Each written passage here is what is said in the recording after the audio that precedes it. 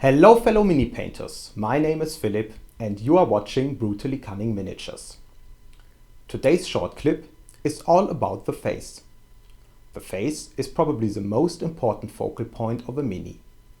As we are humans, our view is naturally drawn to the face of another being.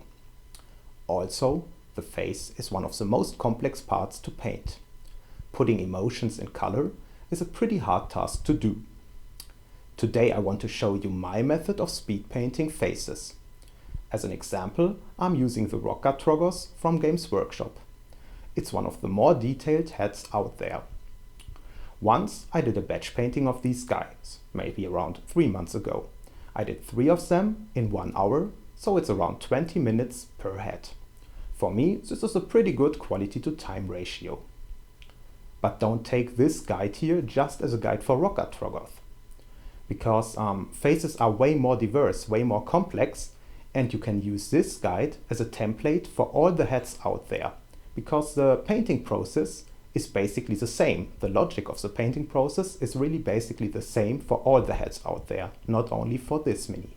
So, no further words needed. Let's paint brutal, let's paint cunning.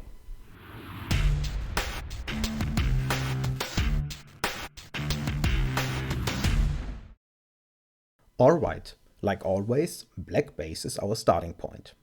First thing we need to do is choosing our main color for the mini. In this case, I went with scale 75 Orc Flesh. If you want to go for a Caucasian skin tone, I would recommend starting with Bugman Glow. Important is that your color is a little bit on the darker side of your mid-tone. Now give everything an even coverage. Once again, choose any color you like for the base tone. Be crazy with your choice. It's your decision, it's your imagination. Take blue, take violet, take brown, whatever you like. To airbrush a face, from now on switch to your smallest nozzle. Time for the first highlight. Slime green from scale 75 perfectly blends in our main color. Use an angle of 45 degrees from above and try to catch all those raised parts, especially nose, cheekbones, eyebrows and forehead. For a white skin highlight, I would choose Cadian Flesh Tone to mitigate the red of Bugman Glow a bit. So we already created a tiny bit of a gradient. Second highlight, scale 75 Goblin Flesh. Now your spraying angle should be 60 to 70 degrees, catching all those parts you hit before, just on a smaller surface. And the third highlight, Toxic Waste Green. Notice in the video it looks way more yellow than it actually is. Otherwise repeat step number 2 on a smaller surface. Now our shadows. Monochrome artworks are sometimes super interesting. But for our mini here, we take a more colorful approach. Surfer Orc Flesh, Jesus, this name, tints the shadows greenish blue and making way for our next even stronger shadow. Spray in an angle of 45 degrees from below. And finally our main shadow, Sunset Purple. Sunset Purple is a strong violet with lots of red and blue in it. And so connecting to our green-blue Surfer Orc Flesh and building up a high contrast to our main color. We are almost taking the complementary color to our base, therefore creating a huge amount of visual interest, or simple said, it glues the eye to the mini. Spraying angle 90 degrees from below. Now we have a mini with 2 complementary colors. Super basic painting. Let's add some more oomph. First, we identify areas with a high amount of blood circulation. Typically areas where bone hits skin. And now we just spray brand a basic flesh color, here orcish dermis, over these spots, thereby creating the illusion of a living and breathing creature. Also, these ties the huge contrast gap created by shadows and lights together. Let's be polite and say the nose of this mini is pretty prominent. So we are not just leaving it green. we make it interesting as well. By using cereus purple, a violet with a bit more blue in it than our shadow, we give the nose a savage and brutish look. Also, it blends to the shadow we sprayed from the bottom, and softening the hard contrast once more.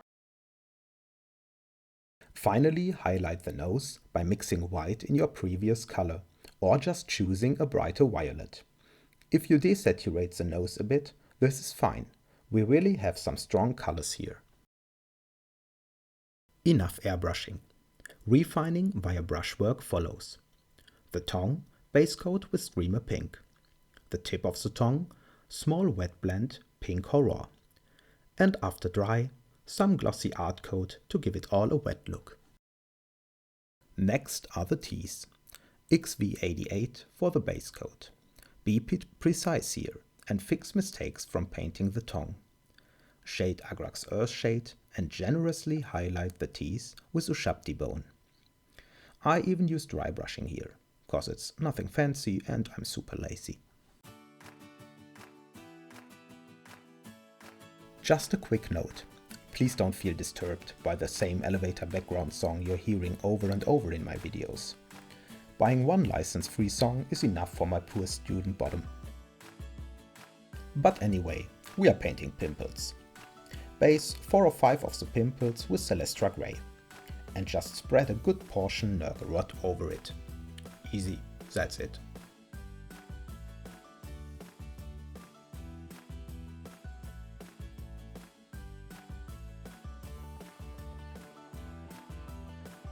Now to the mirror of the soul, bane of painters and disgustingly fiddly, the eyes. Well, I can't lie about this. If everything more delicate than a wooden club easily breaks in your hands, painting eyes is and will be hard for you. If not, then use the technique I'm describing now.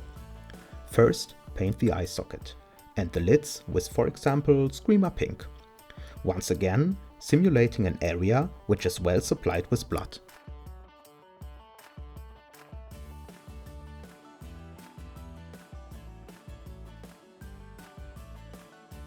Next, paint just the eyeball in the desired eye color. I'm using blue here, but once again, experiment with whatever you like. And if you think it sucks, just paint over it. Now the hardest part, the pupil. This small black dot that sometimes makes or breaks a mini. You can use a super small fine liner, but I'm now just used to good old acrylics. Try to paint it round with a dot, or you're painting a beast, then a vertical line is fine as well. Orientation of the dot should not be in the middle of the socket. Warhammer minis are supposed to look focused on an unidentified target and thereby paint the pupils in the 1/3 center to the nose. This way they look focused and battle ready. In the end, paint a small white dot in the opposite corner of the eye socket. This will simulate the reflection of the cornea or retina, not sure, but it gives the mini a more realistic look. The last step is just a personal note, making the troll a little bit more hilarious. Who said you can't use tufts as hair? This is definitely not suitable for more serious characters, but I just like it. And finally, give him a proper haircut. I admit I trained a bit with my girlfriend while she was sleeping before trying this on video.